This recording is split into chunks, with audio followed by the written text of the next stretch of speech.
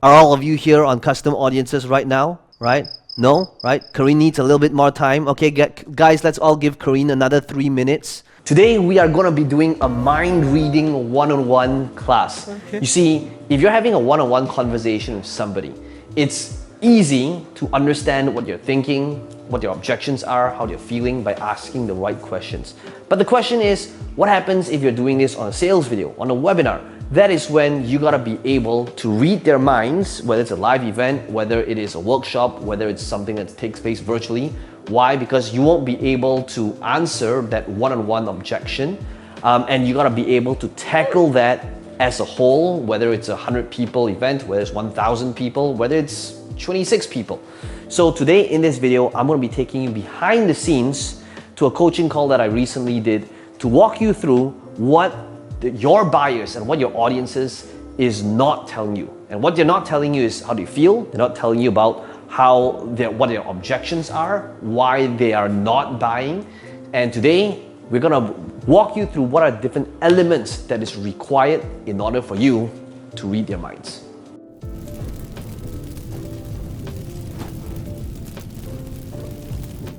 And over here, it's just, okay, some guy that was on Shark Tank. Well, and not everybody might know that, that he was on Shark Tank for one season, coming from an angle of, this is a great offer. Now, it would have been different if he came from an angle of saying, I worked with Jorge, he handled some of my campaigns, I worked with a lot of brilliant people, and the results I got was out of this world. So Jorge, before we take a look at your hot seat, Jorge, please give us the 30-second rundown on what it is that you do and the audience that you help serve. Who do you serve and what is the result you help them generate? Good morning, Peng Joon. Good morning, everyone. Basically, I help Hispanic entrepreneurs on leveraging their money and time online. So I am launching into the mentoring and coaching industry now. I'm doing that switch right now. Okay, great. And what would you like to cover in this session here that you feel will help you get unstuck? Okay, thank you, Peng Joon, for allowing me to do this with you. I would love that you look at what I put together following all your instructions that I have learned all this time with you. It's in Spanish, which is going to be maybe hard for you to understand, but at least I would like that you see what I put together to get your feedback. I'm launching this Saturday, my first live webinar, and I would like to make sure that your feedback about what I'm putting together. That you Jorge, can I just pause you 1 second? So just one second. Yes. I just want to make sure I am able to help you and give you what it is that you want. So do you want us to work on why they should sign up for this event that's free? Or do you want me to work on the pitch that you're going to be making when a person attends this webinar? Oh, both. Yeah, but mostly the pitch. Yes. Okay, right. Guys, I would like all of you to listen to this next few minutes really carefully, because I promise you, today, just from Jorge's session, you're gonna learn a ton in terms of how you can improve this for your presentations. Then I go messaging, I explain all the stuff about messaging, how you use framework, your videos, your posts, your stuff. Then I jump to the value. Okay, if you are going to be doing calls, guys, you must be able to disqualify and make it so that if they get on this call, they have an idea of what the offer is going to be, where they have an idea of what the price point is going to be, so that when they get on a call, they're going to be somewhat qualified. So here's what we need to do first, okay? There's a few very important pointers that all of you need to understand that's going to significantly drive up the value of every time you create offers. This, when I look through that entire mind map that you have, it feels very educational, right? You got to be able to do the research, you got to know your target audience, and that's great. But the problem is, as I'm listening to you present this, I'm asking myself, at what point do I feel that there's this desire to pull out my credit card? Please write down, the more things I try to get my audience to believe in, the lower my conversions will be. Okay, please write that down. Okay, and let me explain what this means. Okay, the more things I try to get my audience to believe in, the lower my conversions will be. Okay, now if I came from the angle of, in order to be successful online, you gotta be able to do your market research, You got to have your messaging right. You got to create a really good compelling offer. You need to put this offer into your sales funnel. After that, when you have your sales funnel ready, you got to be able to drive traffic. You can drive traffic through organic, through paid, because the odds of me getting my messaging right and doing my research and creating a really good compelling offer and putting this offer into a sales funnel, and then after that driving traffic to it, there's too many things. Now, I know that this, what I'm saying over here, a lot of these elements is what I say in different pitches, but there's a difference. Okay, let me tell you what the difference is. The difference is, whenever I focus on a big idea, it always falls under one umbrella. But a very important thing is to constantly think about, what is my big idea, right? So all of you could be in different markets, right? So you got to be able to build up your sales funnel, you got to track traffic. You know what they're thinking? Now they're thinking, there's no way I can do this. But if you can get them to believe, all I need to do is to build up this one system that allows me to put $1 in, get back $2 out. Now that's when they're saying, that sounds like it's achievable.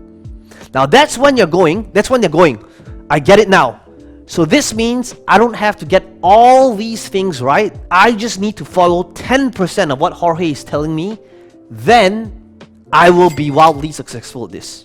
Right? Why? Because it's now all parked under the big idea. Jorge, what are your thoughts so far? Amazing, man. Thank you so much. I have been working for this for so long, and I haven't realized that what you just noticed in 1 second. It's about focusing the whole thing in that big idea. Right? You guys have heard me say this before if you've, trained with me enough. But every time I teach something, right? Not all components, but I'm asking myself, in some of these components that I'm teaching, can I, as I'm teaching it, build up value for my offer that's going to be in my stack, except that the audience doesn't really know about it just yet. You see, right now, when you were mentioning all of your things here, Jorge, it was teaching us the steps, which is fine. But what was missing in here is that there weren't any things or components that is eventually going to be a part of your offer or your training or your mentoring. Now, I'm going to show you an example of how I do it, and then I'm going to ask you to think about how you're going to do it. Okay? So I think a good way to explain this is to literally deconstruct what I did literally earlier this week. How many of you here would like the real behind the scenes to how I do value marinades, especially in my last webinar? How many of you like to see it? Okay, great. So this is going to be the real behind the scenes. If you guys attended the webinar, now whether you attended the webinar or not, you're going to be able to see it from a very different perspective. But this is where I will walk you through how I teach, and every time when I'm teaching something, how I think about the different elements to add into my offer eventually. Okay, so guys, you're going to be able to see things from a very, very different perspective. Okay, so before I share my slides, let me tell you the number one concern that I had, where I had to constantly remind myself. When I was going to do this webinar, the constant question I had for myself, which is the same question I had for Jorge, is how do I make this webinar a lot less teachy and technical and dry and boring? Because that's what Facebook ads is, right? Facebook ads is teachy, dry, boring, and technical. Because if it's easy for me to go into teaching mode, which is a person comes in and saying, okay guys, welcome to the ads workshop. Today we're going to be talking about first custom audiences. Let's all go to Facebook Ads Manager and all click on custom audiences together. Are all of you here on custom audiences right now? Right? No? Right? Karine needs a little bit more time. Okay, guys, let's all give Karine another 3 minutes so that she's on custom audiences. Okay, Karine, are you there? Okay, looks like Karine's there. Oh, but it looks like Wei Jian is not there just yet. He says he needs another 5 minutes. He doesn't have a Facebook page set up. Guys, let's go. Guys, let's all go for coffee right now because Wei Jian is not there yet. Right? So, Wei Jian, are you there yet? Oh, okay, looks like right. So now, like, how do I make it less teachy? Right? Because that's what Facebook ads is. So the constant reminder I had for myself is, as I'm teaching all these things, how do I build up value for my offer? So I want you to notice this, right, as I'm doing this. Okay, so let me just share my screen. Okay, so if you're here on this webinar, you'll notice that how did I start off? I started off by sharing my framework. I talk about the ad strategy, the conversion strategy, track strategy, scaling strategy, evergreen strategy. Now, as I'm going through all these different elements, same thing here, I'm asking myself, okay, how do I make it so that it's not teachy, so that I can build up the value of my offer as I am teaching? So I'd like you to notice what I did. So in terms of what I did, let's talk about how I managed to constantly build up value of my offer as I'm teaching. Okay, so I'll show you different examples. Okay, now first example is as I am talking about creatives and creating, tens and thousands of ads. One of the things that I did was I said, what I discovered after creating, over 10,000 ads is I realized that these ads that worked well would always have a specific framework. And after spending millions of dollars on ads, I realized that there were always specific methods to create these different headlines, hooks, and angles and stories in order to create this bank of ads that I can use over and over again. Now, if you take a look at this image over here, you're gonna realize that this image, this is slide number 127, as I'm teaching, talking about ad creatives and the importance of ad creatives.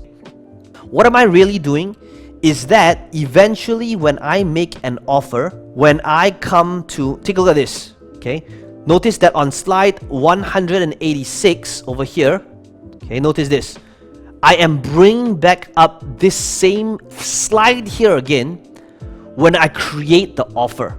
When I create the offer, can I have just my face move to the top right, please? So when I create my offer, notice how the next item that I have, okay, is your evergreen ads. And I said, you're going to be creating these ads together, utilizing the same process that I use for myself that enabled me to create over 10,000 different ads.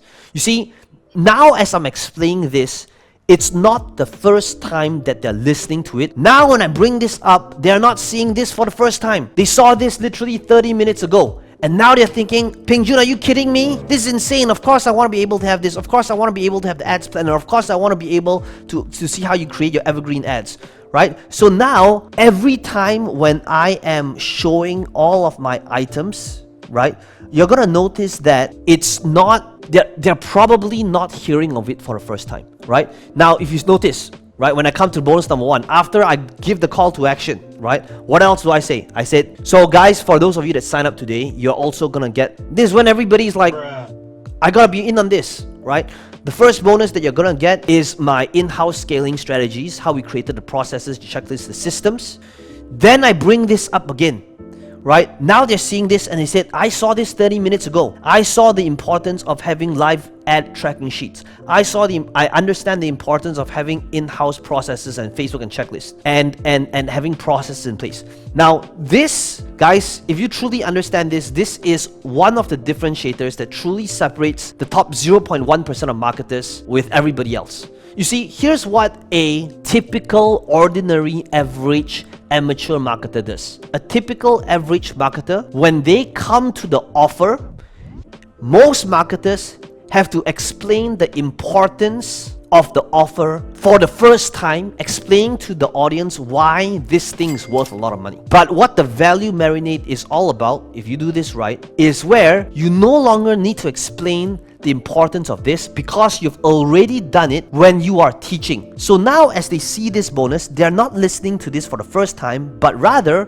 1 hour before, when I was teaching the importance of scaling as part of my ad strategy, the importance of having processes and systems, right? And to be able to do this, now they're seeing, I get it now. If I were to try to do it myself, it would cost me hundreds and thousands of dollars. If I were to try and get an agency to do it, it will cost me tens of thousands of dollars. And therefore, just this bonus alone that Peng Joon is giving me right now is going to be well worth the entire investment. I could keep going on, but what am I trying to get you to see here? It is basically, notice what I've done. Just like you, Jorge, I had a very boring, teachy subject, which is Facebook ads. And Facebook ads, I decided that it was 5 things. It's your ad strategy, right? It's your conversion strategy. It is your evergreen strategy. It's all those 5 things, right? But as I'm teaching those 5 things, notice what I'm always doing with each component. Jorge, walk me through some of your thoughts right up to this point so far. No, Ben, in short words, this class today, this hot seat today was worth my investment for the whole year. This class only. I mean, I have received a lot of value, but this one was like a game changer definitely for me, because those 2 things are 2 very critical things I was missing on the whole presentation. I was focused on giving value. I was not looking at the educational part, the boring part. I was not getting that clear. And me now making those changes in my presentation for this Saturday will make a big difference, a huge difference on the conversions. Well, I'm happy and I'm glad that you are here today and that you found value. Well, I hope you enjoyed the behind the scenes to this coaching call. If you enjoyed this video, let me know in the comments below what your biggest takeaway is. And as always, be sure to smash the like button. It does help the channel out a little bit. And to subscribe to this channel if you want to be notified of future videos just like this one. Now, some of you asking me, how can I be part of this process? How can I ask you questions? How can I have you coach me or mentor me? We want to make sure that we are working with the people that's the right fit. You'll need to fill up a form. There's a link right below this video. Somebody on my team might give you a call to interview you to see if they're right fit for each other. And if you want to apply and see if you're a good fit, then all you need to do is click on this link in the description box below and my team will be in touch with you.